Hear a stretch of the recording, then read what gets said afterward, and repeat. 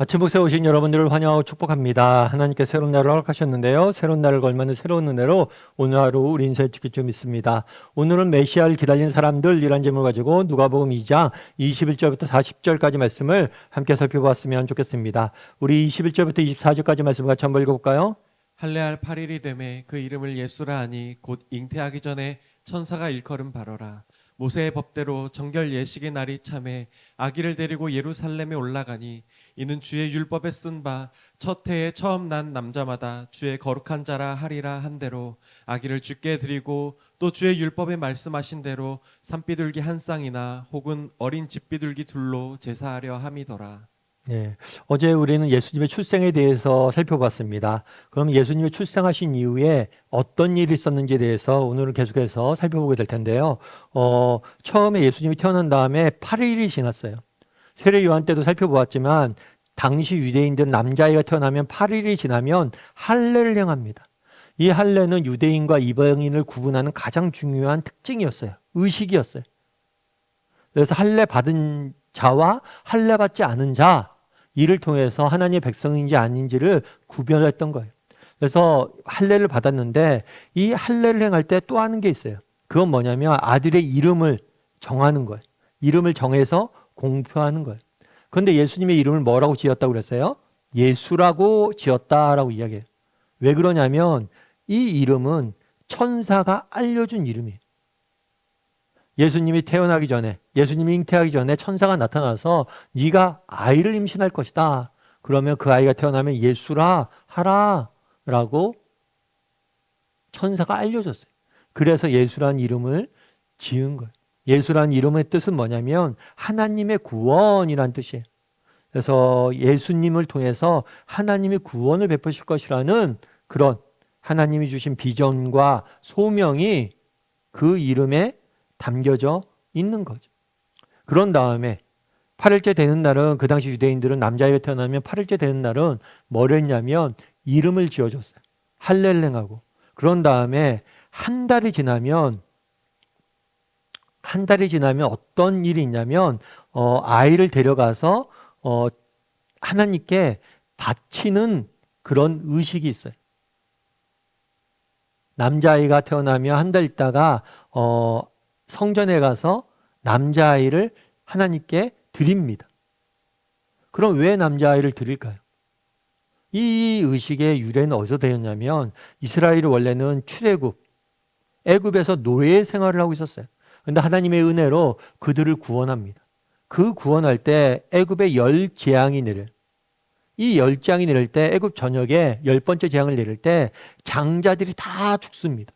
그런데 어린 양의 피를 바른 유대인들의 장자들은 죽지 않아요. 그래서 이때 장자들의 생명을 얻게 돼요. 따라서 이 장자는 원래 죽어야 되는데 뭐예요? 생명을 얻었기 때문에 이 장자는 전통적으로 하나님께 드리는 게 의식처럼 되어 있어요.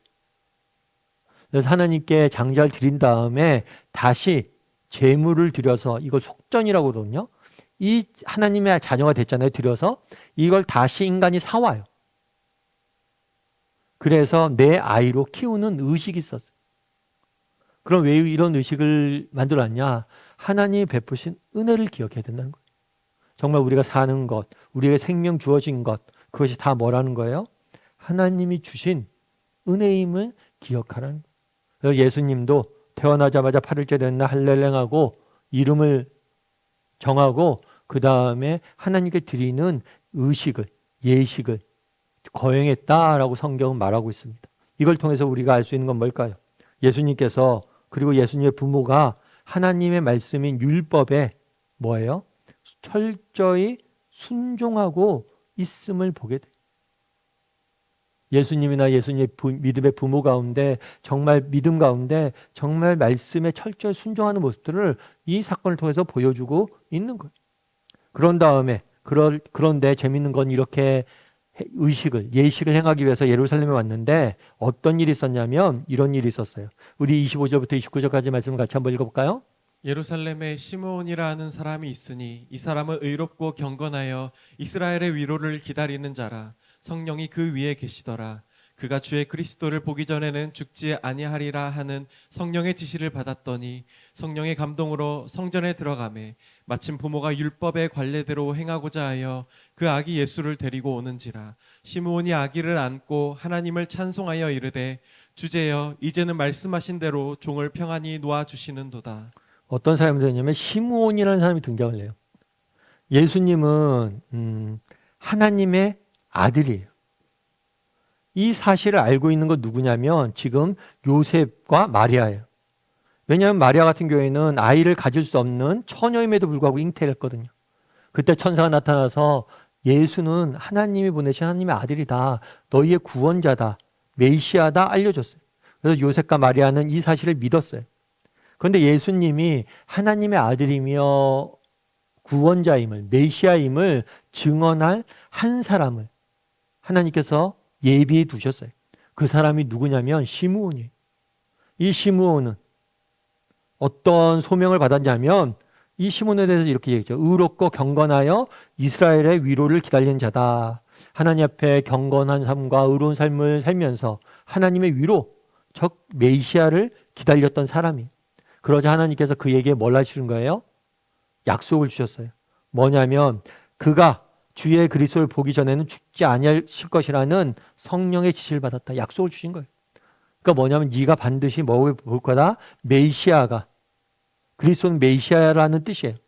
메시아가, 하나님의 메시아가 이 땅에 오시는 것을 너는 보게 될 거다.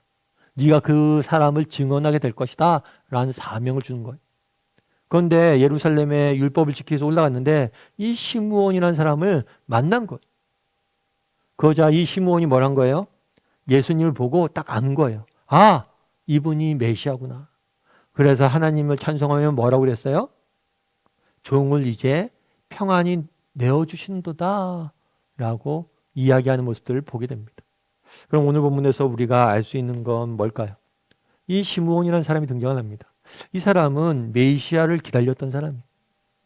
어쩌면 독특한 소명을 받은 사람이에요. 네가 메시아를 보기 전에 죽지 않을 것이다. 그런데 그 메시아가 언제 오실지 어떻게 오실지 아무것도 알지 못해요. 그냥 평생을 뭐예요? 기다린 거예요. 기다렸다가 보고 기뻐하면서 이제 내가 죽음을 맞이하게 된다라고 고백하고 있는 거예요. 평안히 날 두는도다 라고 보게 되는 거예요. 그래서 오늘 시므온을 통해서 우리가 알 수 있는 건 뭐냐? 하나님이 주신 소명을 평생을 기다리며 사는 그런 사명자의 모습을 우리는 보게 되는 거죠. 우리가 아이가 가끔 저희도 이제 우리 아이들이 어렸을 때 그런 경우가 있었어요. 우리 아이들이 어렸을 때 그러잖아요. 종종 아빠 저거 사줘, 이거 사줘, 저거 사줘. 막 TV에서 뭐 좋은 게 나오면 이거 사줘, 저거 사줘. 그렇게 이야기를 해요. 그럼 여러분 아이가 이거 사줘, 저거 사줘 그랬을 때 뭐라고 이야기하나요? 알았어. 아빠가 생각해 볼게 라고 이야기를 해요. 생각해 보면 진짜 이 생각해 볼게 라는 말이 되게 이상한 말이죠. 아이의 입장에서는 생각해 본다는 건 뭐예요? 사준다는 거예요? 안 사준다는 거예요? 명확한 확답이 없어요. 생각해 본다는 거예요. 그럼 저는 왜 생각해 볼게 라고 이야기를 할까요? 정말 생각해 봐서 이게 아이가 정말 필요한 거라면 사주겠죠.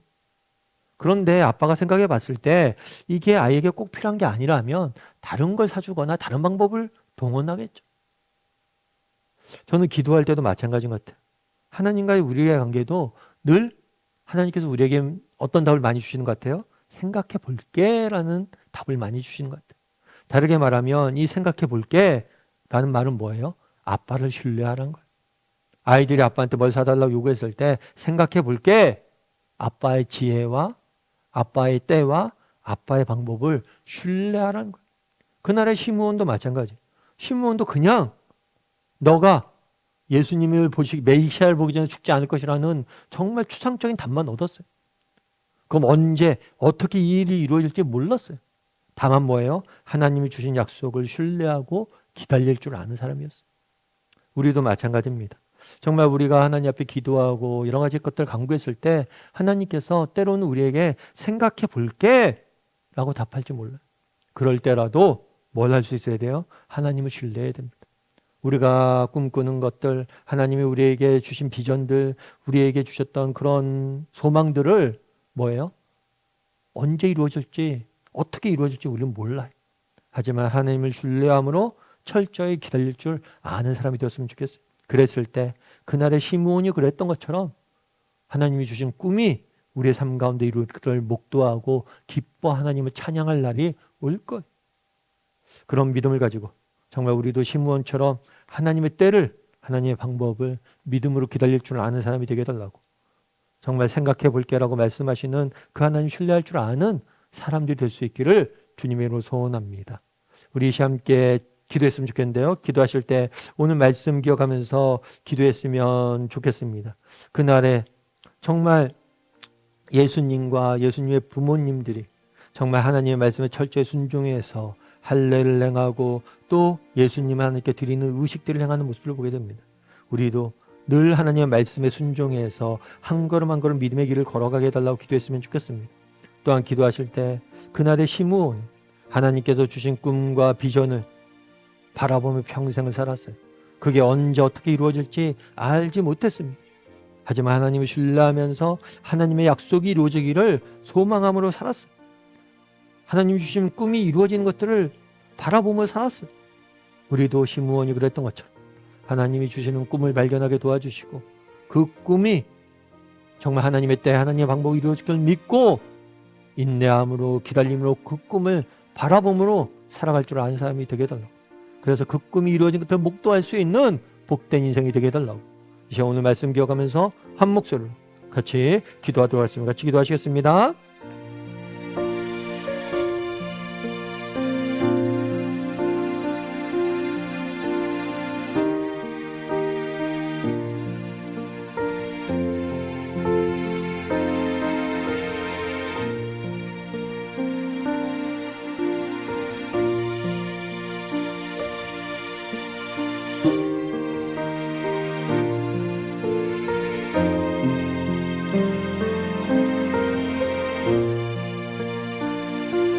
사랑의 하나님, 그날에 정말 예수님께서 그 부모가 예수님을 데리고 율법에 순종하여 예식을 행하는 모습들을 보게 됩니다.